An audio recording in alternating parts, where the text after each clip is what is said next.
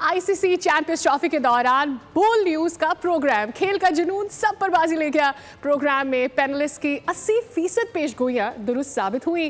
Top 5 channels में शुमार रहा। तमाम प्लेटफॉर्म्स पर 60 मिलियन से ज्यादा व्यूज आए।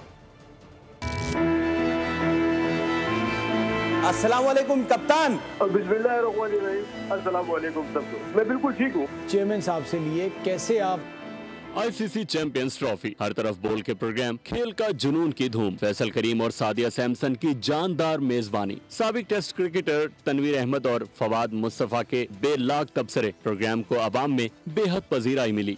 कि आप इस वक्त दुबई में, सुना है कि जी रात में आपको ज़्यादा होटल से निकलने की भी इजाज़त नहीं होती, बात करने की भी नहीं होती, तो ये आप हमारे शो में एक तो आ गए, हम बहुत बहुत शुक्रिया।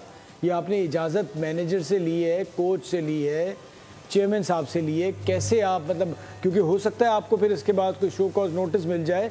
18 फरवरी से 9 मार्च लगातार 20 दिन खेल का जुनून पूरी आबोताब के साथ जारी रहा। सब्सक्राइब करें और बेल दबाएं ताकि कोई खबर रह न जाए।